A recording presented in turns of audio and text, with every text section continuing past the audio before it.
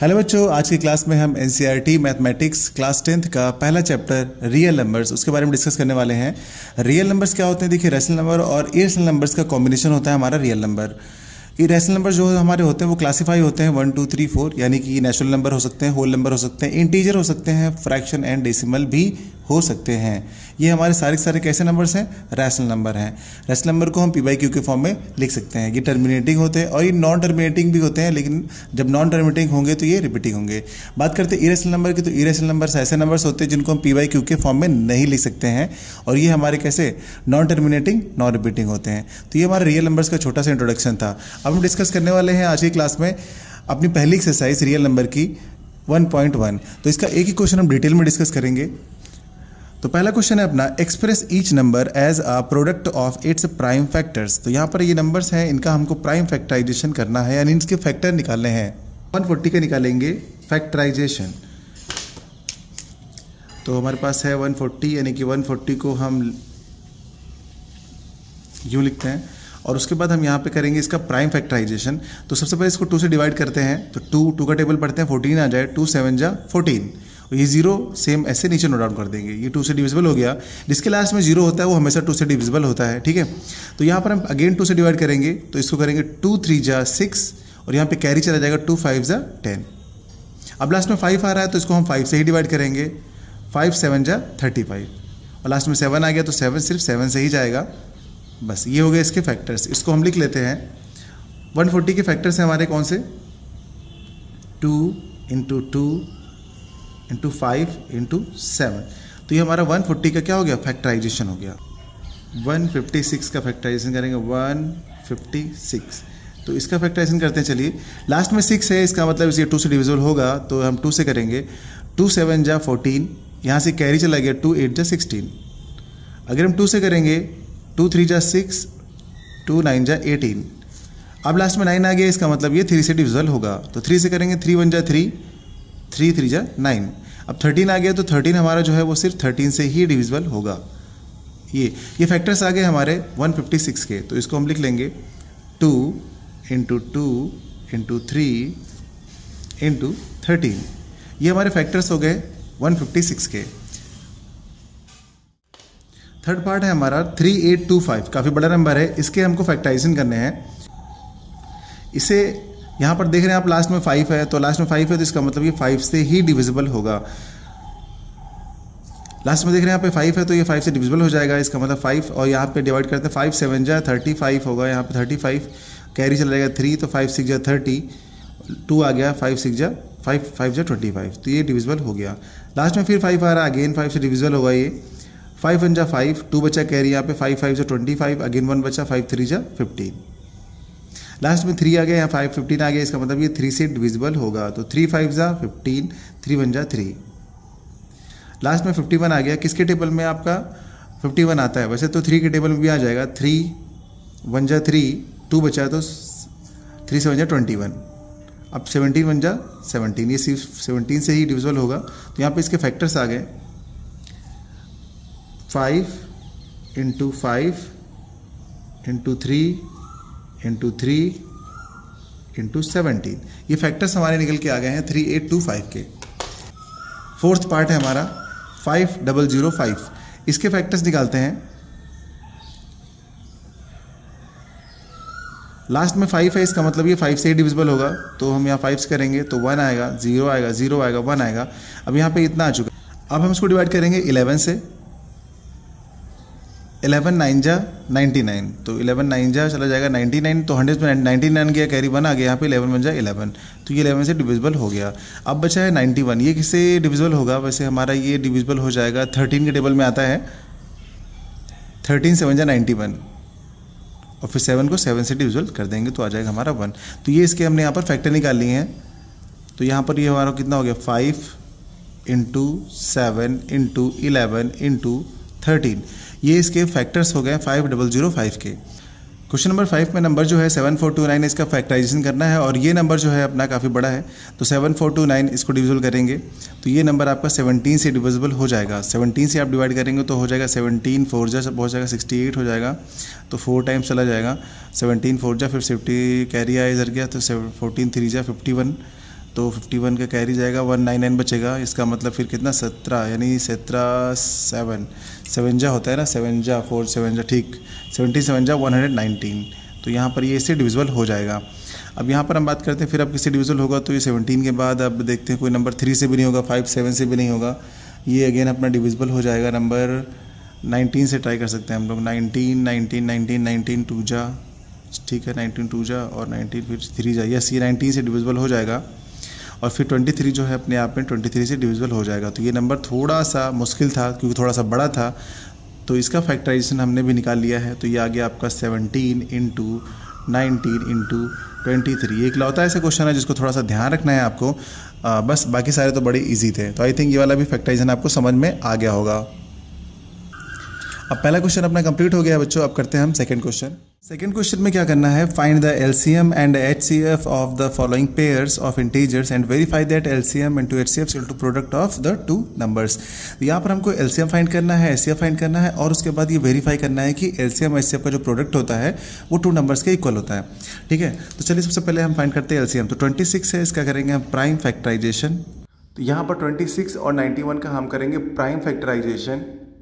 26 के फैक्टर्स हो जाएंगे हमारे कितने, 2 3 2 इंटू 13। और 91 के अगर फैक्टराइजेशन करते हैं हम तो हमारे निकले हैं 7 इंटू 13। अब यहाँ पर हमको फाइंड करना है एलसीएम और एचसीएफ। तो सबसे पहले हम एचसीएफ फाइंड कर लेते हैं। एचसीएफ अगर हम यहाँ पर एचसीएफ निकालते हैं तो एचसीएफ हमारा कौन सा पार्ट होता है, जो पार्ट कॉमन होता है वो हमारा होता है एचसीएफ। तो ये हमारा क्या निकल के आ जाएगा, एचसीएफ जो कि हो गया हमारा 13, इनका एचसीएफ आ गया। अब बात करते हैं एलसीएम की। तो एलसीएम क्या निकलेगा, जितना हमारा एचसीएफ आता है वो तो रहता ही है और बाकी जितने नंबर्स बच जाते हैं ना उनको भी हम मल्टीप्लाई में लिख लेते हैं। 2 इंटू 7, ऊपर 2 बचा नीचे 7 बचा, तो इस सबका हम मल्टीप्लाई कर लेते हैं। तो सबका हम मल्टीप्लाई कर लेंगे तो हमारे पास आ जाएगा 182। तो हमारे पास ये हो गया एलसीएम 182 और एचसीएफ आ गया 13। तो ये हमारा एलसीएम एचसीएफ निकाल के आ गया।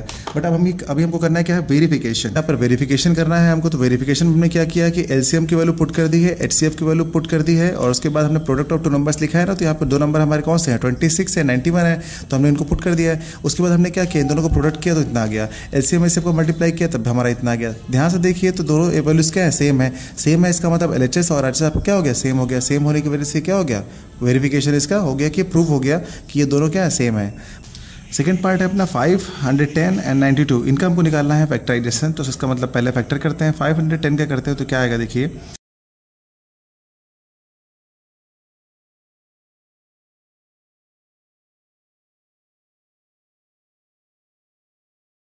510 के फैक्टर्स निकल के आ चुके हैं। 2 इंटू 3 इंटू 5 इंटू 17। 92 के फैक्टर्स क्या आ रहे हैं हमारे पास, 2 इंटू 2 इंटू 23। अब यहाँ पर हमको निकालना होगा एलसीएम एचसीएफ। तो यहाँ पर हमारा जो एचसीएफ आएगा और एक एलसीएम आएगा। एचसीएफ हमारे पास कितना आ जाएगा, देखिए एचसीएफ मतलब जो कॉमन होगा दोनों में, तो यहाँ पर एक ये 2 कॉमन आ रहा है और कुछ भी कॉमन नहीं आ रहा है, यानी कि इसका जो एचसीएफ होने वाला है बच्चों वो कितना होगा, सिर्फ ये 2 होगा। और अगर बात करते हैं एलसीएम की, तो एलसीएम मैंने कैसे बताया आपको, जो कॉमन आता है वो तो आप लिख ही लेंगे यानी एचसीएफ, और बाकी जो बचता है उसको आप मल्टीप्लाई में लिख लीजिए। तो यहाँ पर देखिए आप ऊपर 3 5 17 है तो आप लिख लीजिए 3 इंटू 5 इंटू 17 इंटू जो नीचे लिखा है 2 इंटू 23 यानी 2 इंटू 23। तो इस सबको प्रोडक्ट कर लेंगे तो आपका आ जाएगा एलसीएम। इस सबको अगर हम मल्टीप्लाई करेंगे तो हमारे पास एक बड़ा नंबर मिलेगा। तो वो नंबर होगा आपका 2 3 4 6 0। ये इसका प्रोडक्ट करेंगे तो हमें 2 3 4 6 0 मिल जाएगा। तो एलसीएम और एचसीएफ हमारा निकल चुका है। अब हम करेंगे इसका वेरिफिकेशन। एलसीएम की वैल्यू हमारे पास कितनी निकली है, 2 3 4 6 0 और एचसीएफ हमारे पास कितना निकला है, 2, तो हम यहाँ पर 2 पुट कर देंगे। प्रोडक्ट ऑफ टू नंबर्स, तो हमारे पास क्वेश्चन क्या था 510, ये पहला नंबर था और दूसरा नंबर क्या था 92। तो इन दोनों नंबर्स को मल्टीप्लाई करना होगा। जब हम इन दोनों नंबर्स को मल्टीप्लाई करेंगे तो हमारे पास जो वैल्यू आएगी वो आ जाएगी 46920। और यहाँ पर जब इसको मल्टीप्लाई करेंगे तो ये भी हमारे पास कितना आ जाएगा 46920। इसका मतलब क्या हुआ कि LHS = RHS हो गया, मतलब इसका भी वेरिफिकेशन कंप्लीट हो गया है। अब चलिए करते हैं थर्ड पार्ट में दिया हो गया अपने पास 336 एंड 54। तो यहाँ पर इसके हम प्राइम फैक्टराइजेशन कर लेते हैं जल्दी से। यहाँ पर हम पहले फैक्टराइजेशन कर लेते हैं 336 का और उसके बाद कर लेते हैं 54 का फैक्टराइजेशन, फिर उनको हम साथ में लिखते हैं 336। यहाँ पर इसका फैक्टराइजेशन कितना करेंगे तो हो जाएगा 2 × 2 × 2, 1 2 3 4, 4 बार हमारा कितना है 2 है, फिर 3 7 है तो यहाँ पर लिखेंगे 3 × 7। अगेन हमारा नंबर कौन सा है 54, तो 54 का क्या हो गया 2 3 3 3, 2 × 3 × 3 × 3। अब यहाँ पर हमको निकालना होगा LCM HCF, तो यहाँ पर हमारे पास LCM क्या आने वाला है और HCF क्या आने वाला है। तो देखिए यहाँ पर मैंने आप लोग को बता रखा है कि LCM हमारा क्या होता है। देखिए LCM जो होता है सारे नंबर्स होते हैं जो कॉमन नहीं होते उसको लेने के बाद। अब यहाँ पर देखिए सबसे पहले हम बताते हैं आपको HCF कैसे निकालते हैं। तो HCF का तो मैंने बता रखा है जो कॉमन पार्ट होता है वो हमारा क्या होता है HCF होता है। तो यहाँ पर और कुछ कॉमन दिख रहा है आपको, एक ये 2 दिख रहा है और एक यहाँ पर ये 3 दिख रहा है। इसके बाद में कुछ और भी कॉमन नहीं दिख रहा है, तो यहाँ पर 2 और 3 हो गया। इसका मतलब लिखेंगे 2 × 3 और ये 2 3 हो कितना हो जाएगा 6 हो जाएगा। तो हमारा HCF कितना 6 निकल के आ गया है। अब बात करेंगे LCM की, तो LCM जो होगा ना इन दोनों को लिखने के बाद यानी कि 6 तो हमारा होगा ही होगा, तो 6 हम लिख लेते हैं और उसके बाद जितना भी बचता है वो सारा सारा हम मल्टीप्लाई कर लेते हैं। तो ये कितना हो जाएगा 2 2 2 7, तो 2 2 2 और 7 2 2 2 हम लिख लेते हैं 8 लिख देते हैं इसको और इंटू ये 7 लिख लेते हैं। नीचे 3 3 9 हो गया हमारा, तो ये 9 लिख लेते हैं। ठीक, अब इसको हम मल्टीप्लाई करेंगे तो हमारे पास मल्टीप्लाई करने के बाद ये आ जाएगा आपका 3024। तो LCM हमारा कितना हो गया 3024 हो गया और HCF कितना हो गया 6 हो गया। अब इसका हम वेरिफिकेशन करते हैं, तो यहाँ पर वेरिफिकेशन करेंगे। वेरिफिकेशन में फिर से हम क्या करेंगे LCM की वैल्यू को पुट करेंगे। तो LCM हमारे पास कितना था 3024 इंटू HCF कितना है 6 आया, तो 6 लिखेंगे। प्रोडक्ट ऑफ 2 नंबर्स, तो 2 नंबर्स हमारे पास कौन कौन से हैं। एक नंबर है हमारे पास 336 एंड दूसरा नंबर है 54। अगर हम इस नंबर को मल्टीप्लाई करते हैं तो ये हमारे पास आता है 18144 और अगर इसको मल्टीप्लाई करते हैं तो ये भी आता है 18144। इसका मतलब है कि आपका LHS जो है वो RHS के इक्वल है और हम लोगों ने फिर से वेरीफाई कर लिया। तो ये हमारा सेकंड क्वेश्चन भी इस तरीके से कंप्लीट होता है, हम लोगों ने कर लिया। अब चलिए बढ़ते हैं थर्ड क्वेश्चन की तरफ। क्वेश्चन नंबर 3 है। क्वेश्चन नंबर 3 में बच्चों क्या फाइंड करना है, find LCM and HCF of the following integers by applying prime factorisation method. यानी जितना भी हम लोगों ने पीछे वाले क्वेश्चन किया ना जिस मेथड से, वो प्राइम फैक्टराइजेशन मेथड ही था। तो उस मेथड से हमको LCM एंड HCF फाइंड करना है इन तीनों पार्ट का। तो अब तो आप लोग बच्चों सीख चुके होंगे कि यहाँ अगर हम फिर से यहाँ पे पहला पार्ट लिखेंगे और पहले पार्ट को लिखने के बाद उसका प्राइम फैक्टराइजेशन करेंगे, फिर कॉमन लेंगे, फिर LCM निकालेंगे। चलिए फटाफट शुरू करते हैं अपना काम। तो पहला पार्ट करते हैं। चलिए पहला पार्ट है अपना 12, 15 एंड 21। तो इसके हमको निकालने हैं प्राइम फैक्टराइजेशन। 12 पे निकालते हैं सबसे पहले। तो 12 हमारा है, 12 के फैक्टर्स करेंगे तो ये 2 से डिविजिबल हो जाएगा। 2 6 जा 12, 2 3 जा 6, 3 1 जा 3। ये हो गया 12 के फैक्टर। करेंगे 15 के फैक्टर्स, तो 15 हमारा डिविजिबल हो जाएगा किससे 3 से। 3 5 जा 15 और 5 को करेंगे 1 से, तो 5 1 जा 5। 21 को डिवाइड करेंगे तो ये हो जाएगा आपका 3 7 जा 21, 7 जाएगा 1 से, तो ये बचेगा आपका 1। यहाँ पर हमारे पास तीनों नंबर आ चुके हैं तो हम यहाँ पर लिख लेंगे 12, 15, 21। 12 के फैक्टर हमारे आ चुके 2 2 3, इसका मतलब 2 × 2 × 3। 15 के आ चुके हैं 3 × 5। 21 के आ चुके हैं आपके 3 × 7। तो यहाँ पर हमको निकालना है बच्चों LCM एंड HCF। तो यहाँ पर हम सबसे पहले फाइंड करेंगे HCF और उसके बाद फाइंड करेंगे LCM। देखिए HCF के लिए मैंने आपको सबसे पहले बताया कि आप क्या करेंगे। HCF के लिए देखते हैं तीनों में ऐसी कौन सी चीज़ जो कॉमन है। तो यहाँ पे आप देखेंगे ये जो 3 चला आ रहा है, ये वाला, ये 3 क्या है, तीनों में कॉमन है। तो आप यहाँ पे देख रहे हैं ये 3 तीनों में है ना, तो हम लिख देंगे 3। बस और कोई कॉमन दिख रहा है जो तीनों में हो, नहीं दिख रहा है, तो बस HCF आपका कितना हो गया 3 हो गया। अच्छा ये जो HCF आता है इसको तो हम यहाँ पर लिख ही लेते हैं, मतलब ये नंबर तो आ ही चुका है। अब उसके बाद हमारे पास क्या होता है कि जितना बचा हुआ पार्ट होता है, जैसे ऊपर यहाँ पर कितने बचे 2 बचे हैं, तो हम इसको 2 टाइम्स लिख लेंगे 2 × 2। फिर यहाँ पर ये 5 दिख रहा है, आप 5 लिख लीजिए। फिर नीचे वाले में 7 बच रहा है तो आप 7 लिख दीजिए। ये हमारा क्या हो गया टोटल, ये हमारा हो गया LCM। तो अगर हम इन दोनों को मल्टीप्लाई करेंगे तो हमारे पास कितना आ जाएगा 420। तो 420 हो जाएगा हमारा LCM और HCF हो जाएगा 3। अब चलिए हम करते हैं अपना सेकंड पार्ट इसका। सेकंड पार्ट में बच्चों बताया गया हमें 17 है, 23 है, 29 है। ध्यान से देखिए ये नंबर्स कैसे हैं। 17 प्राइम नंबर है, 23 प्राइम नंबर है और 29 प्राइम नंबर है। प्राइम नंबर कौन से नंबर्स होते हैं? प्राइम नंबर्स ऐसे नंबर्स होते हैं जिनको कोई भी नंबर डिवाइड नहीं कर सकता है, इनको किसी भी नंबर से डिवाइड नहीं किया जा सकता, वो सिर्फ अपने आप से डिवाइड होते हैं। तो इनके फैक्टर लिख लेते हैं। इनके फैक्टर्स कैसे लिखे आते हैं? देखिए बहुत ही ज़्यादा आसान होते हैं इनके फैक्टर्स लिखना। लाइक हम 17 के लिखेंगे तो इसको लिख सकते हैं कितना, 17 है, 23 है, 29 है। तो इनके हम फैक्टर्स कैसे लिखेंगे, चलिए देखते हैं। 17 सिर्फ 17 से ही डिवाइड होगा, इसका मतलब हो जाएगा 17 1 जा 17, ये आपका 17 1 जा 17 होगा। 23 किससे डिवाइड होगा? 1 23 जा। 29 किससे होगा? 1 इंटू 29, ये सिर्फ 1 के मल्टीपल ही हो जाएंगे क्योंकि ये अपने आप से ही डिवाइड होंगे। तो ये इनके फैक्टर्स हो गए। अब यहाँ पर हमको निकालना है एलसीएम एचसीएफ। तो अब एचसीएफ निकालते हैं, चलिए HCF, और फिर निकालते हैं हम LCM। HCF के लिए मैंने क्या बताया आपको, जो तीनों में कॉमन हो। तीनों में कॉमन कौन सा पार्ट आ रहा है? यहाँ पर आप देखेंगे 1 1 1 तीनों में कॉमन आ रहा है, तो यहाँ पे HCF कितना हो जाएगा बच्चों? 1 हो जाएगा। LCM की बात करते हैं तो LCM कितना हो जाएगा? मैंने कहा जो 1 आता है वो तो आप लिख ही लेंगे, ठीक है। बाकी जितने भी नंबर्स बचते हैं तो ऊपर कितना दिख रहा है? 17 दिख रहा है, सेकेंड में 23 दिख रहा है, और यहाँ पे थर्ड में कितना है? 29 दिख रहा है।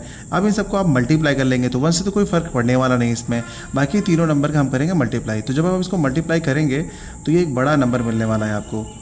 ये हो जाएगा आपको 11339, ये आपका हो जाएगा एलसीएम। तो एलसीएम इसमें निकला हमारा 1339 और एचसीएफ निकला हमारा 1। तो ये वाला पार्ट भी आपका कंप्लीट होता है। अब चलिए करते हैं इसका तीसरा पार्ट। तीसरा पार्ट है बच्चों, इसमें हमें 8 9 और 25 के फैक्टर्स करने हैं। तो 8 का फैक्टर कर लेते हैं, चलिए। 8 का प्राइम फैक्टराइजेशन कैसे करेंगे? 2 से डिवाइड करेंगे तो 4 आएगा, फिर 2 से डिवाइड करेंगे 2 आएगा, फिर से 2 से डिवाइड करेंगे तो 1 आएगा, हो गया इसका प्राइम फैक्टर। 9 का करेंगे तो 9 का कैसे हो जाएगा? 9 आपका 3 से डिविजिबल होगा, फिर 3 आएगा, 3 1 जा 3, तो ये डिवाइड हो गया। फिर करेंगे 25 का, तो 25 का हमारा फैक्टराइजेशन होता है 5 से डिवाइड होगा ये, तो 5 5 जा 25, 5 अगेन 5 से ही कटेगा तो आपका 5 1 जा 5 हो जाएगा। तो ये इसके प्राइम फैक्टराइजेशन हो गए। तो अब चलिए लिख लेते हैं 8 का क्या होने वाला है बच्चों? 8 फिर 9 फिर 25। तो 8 के फैक्टर्स क्या होंगे यहाँ पे? 2 2 2, इसका मीन्स 2 हो गया, इंटू 2 हो गया, इंटू 2 हो गया। और 1 तो सबके फैक्टर्स होते ही हैं, तो 1 हम नहीं लिखते हैं। 1 तभी लिखते हैं जब हमें ज़रूरत पड़ती है किसकी? प्राइम फैक्टर्स में, अदरवाइज हम नहीं लिखते हैं। 9 हो गया तो 9 में हम लिखते हैं किसको? 3 को, इंटू 3। और यहाँ पे 5 के लिखेंगे तो 5 इंटू 5। अच्छा देखिए यहाँ पर भी कुछ ऐसे ही नंबर हैं, तो इन सब के मल्टीप्लाई में हमको 1 लिखना पड़ेगा बच्चों, क्योंकि यहाँ पर कोई भी नंबर ऐसा नहीं है जो एक दूसरे से मैच कर रहा है, तो हमें यहाँ पर भी ज़रूरत पड़ेगी। तो ये भी एक हिसाब से देखा जाए तो एक दूसरे से डिविजिबल नहीं हो रहा है। तो इसमें हम निकालेंगे HCF और फिर निकालेंगे LCM। तो देखते हैं हम यहाँ लोग यहाँ पर क्या है कि जो HCF है ना वो क्या होगा? तीनों में हमारा कौन सा कॉमन आ रहा है? 1 1 1, तो यहाँ पर भी हमारा क्या हो गया? 1 हो गया HCF। और फिर देखते हैं LCM के लिए क्या है, तो तीनों में ऐसी कोई चीज़ नहीं है जो कॉमन आ रही है। देखिए 2 इसमें है बट इसमें नहीं है, 3 इसमें है पर किसी में नहीं है, 5 इसमें तो किसी में नहीं है। तो आपको यही नंबर्स लिखने होंगे। इसका मतलब क्या लिखना होगा LCM में? 2 into 2 into 2 into 3 into 3 into 5 into 5। अब इसका हम अगर मल्टीप्लाई करते हैं तो हमारे पास आ जाएगी वैल्यू 1800। ये हमारा हो जाएगा LCM। और HCF हमारा कितना निकल कर आ गया है? 1 निकल कर आ गया है। तो इस तरह हम लोगों ने तीसरा क्वेश्चन भी बच्चों कंप्लीट कर लिया है। उम्मीद करता हूँ आपको ये समझ में आया होगा। तो हमने दूसरा क्वेश्चन, पहला दूसरा तीसरा क्वेश्चन कर लिया है। अब चलिए बढ़ते हैं अगले क्वेश्चन की तरफ। क्वेश्चन नंबर 4 की बात करते हैं। तो क्वेश्चन नंबर 4 में बताया गया है बच्चों, गिवन दैट HCF 9 दिया हुआ है, हमें इन 2 नंबर्स का जो HCF है वो 9 दिया गया है और फाइंड करना है LCM। इन्हीं नंबर का आपको LCM फाइंड करना है, यानी कि हमारे पास 2 नंबर दिए गए हैं, HCF दिया गया है और LCM फाइंड करना है। तो हम यूज़ करेंगे अपना फॉर्मूला, क्या होता है वो? LCM into numbers. तो यहाँ LCM into HCF equal to product of 2 numbers. यहाँ पे LCM हमारे पास नहीं गिवन है, वो हमको फाइंड करना है। तो LCM हम ऐसे ही रहने देंगे LCM। HCF की वैल्यू हमारे पास कितनी? 9 गिवन है, तो हम यहाँ पे 9 पुट कर देंगे। प्रोडक्ट ऑफ 2 नंबर्स, तो 2 नंबर हमारे कौन से हैं? ये और ये। तो यहाँ पर हम लिख देंगे 306 इंटू 657। अब यहाँ से 9 जो है वो मल्टीप्लाई में तो डिवाइड में जाएगा, तो हमारे पास आ जाएगा LCM is equals to 306 into 657 और डिनोमिनेटर में कितना आ जाएगा? 9। इससे हम इसको डिवाइड कर देंगे, तो 9 से कट करते हैं, 9 1 जा 9, 9 3 जा 27, 9 3 27, 4 बचेगा, 9 4 जो 36, तो ये 34 से कट जाएगा। इट मीन्स हमारे पास कितना आ जाएगा 34 इंटू 6 5 7।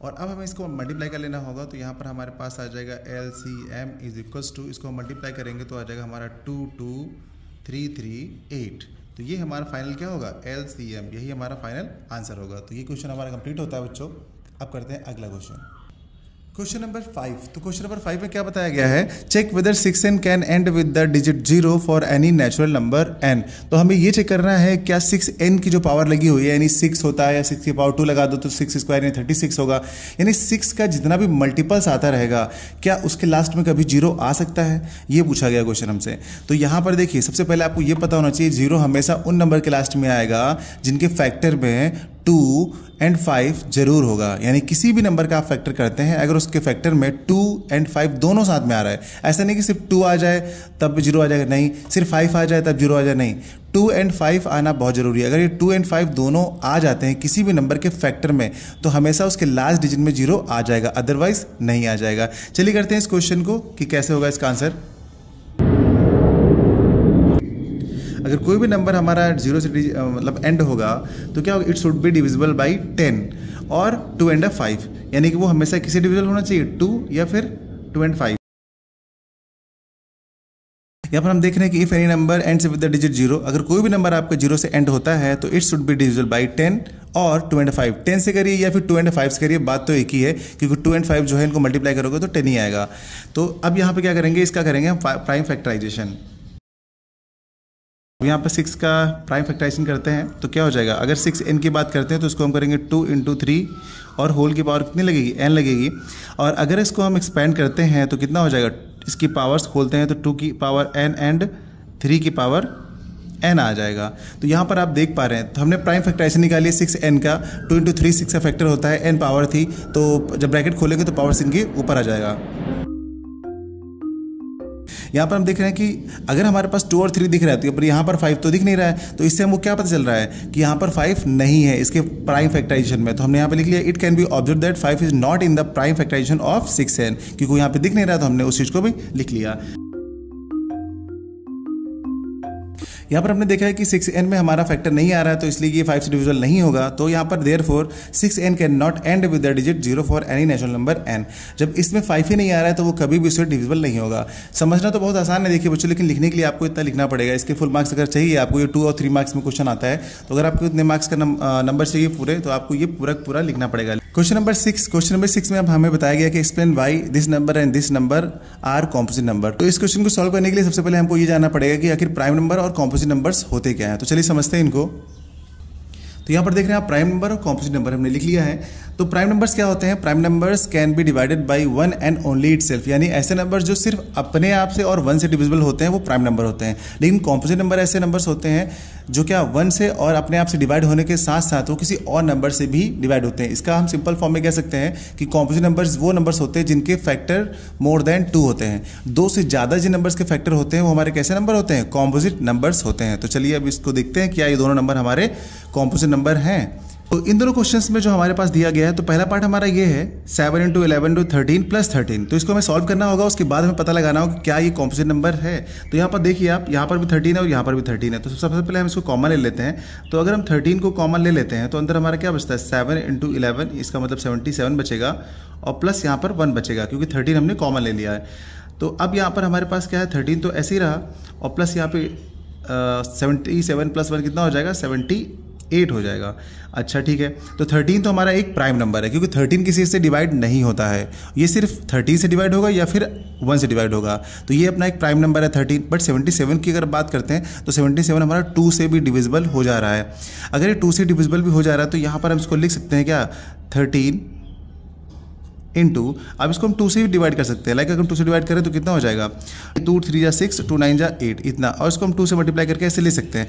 अगर हम ऐसे लिख सकते हैं तो आप देखिए यहाँ पर इस पूरे नंबर के यहाँ पर कितने फैक्टर आ रहे हैं 1 2 और 3, यानी कि इसके फैक्टर तो 2 से ज़्यादा हो गए। अगर 2 से ज़्यादा हो गए हैं तो इसका मतलब क्या है, इसका मतलब ये है कि ये जो भी नंबर हमारे पास गिवन था ये कैसा नंबर है, एक कॉम्पोजिट नंबर है। गिवन नंबर इज क्या, कॉम्पोजिट नंबर। तो ये तो हमने पता लगा लिया बच्चों कि ये हमारा एक कॉम्पोजिट नंबर है। तो यहाँ पर हमारे पास ये नंबर तो हो गया कॉम्पोजिट नंबर, यहाँ पर given number is a composite number. बस आपको इतना ही सोल्यूशन करना है इसमें। अब करते हैं अपना सेकंड पार्ट इसका, देखते हैं इसमें क्या है। इस सेकंड नंबर में हमको ये देखना है कि क्या ये कॉम्पोजिट है कि नहीं। तो यहाँ पर 5 देखिए, ये 5 दिख रहा है और ये 5 दिख रहा है, तो हम यहाँ पे 5 को पहले से ही कॉमा ले लेंगे, क्योंकि हमको देखिए ध्यान देना ये कि कॉम्पोजिट नंबर है कि नहीं। तो कॉम्पोजिट नंबर का मतलब ये है कि हमको इसके ज़्यादा से ज़्यादा फैक्टर दिखाने हैं। अगर 2 से ज़्यादा हो गए तब तो कॉम्पोजिट हो गया। तो यहाँ पर देखिए 5 कॉमन ले लिया, तो यहाँ कितना बचेगा, 7 × 6 × 4 × 3 × 2 + 1, इतना हमारे पास बचा। जो 1 था उसको 2 × 2 कर दिया, कोई दिक्कत नहीं। अब यहाँ पे हम लिखेंगे 5 और यहाँ पर इन सब का कर लेंगे मल्टीप्लाई। हमारे पास आता है 1008 + 1, 5 × 1008 में अगर 1 ऐड करेंगे तो कितना हो जाएगा, 1009 हो जाएगा हमारा। तो यहाँ पर हमारे पास ये 2 फैक्टर तो मिल ही चुके हैं, ठीक है। 5 × 1009, ये इसके 2 फैक्टर मिल चुके हैं। अगर ये इसके 2 फैक्टर मिल चुके हैं तो इसका एक फैक्टर तो वो खुद एक नंबर होगा, और एक फैक्टर क्या होगा, इसका जो 1 छुपा हुआ था, ये 1 भी तो इसका एक फैक्टर होगा। इसका मतलब इसके पास क्या मोर देन 2 फैक्टर्स हैं, बिल्कुल हैं। तो अगर इसके पास मोर देन 2 फैक्टर्स हैं तो क्या ये गिवन नंबर जो अपना है ये एक कॉम्पोजिट नंबर है। हाँ, ये वाला भी अपना क्या होगा, एक कॉम्पोजिट नंबर होगा।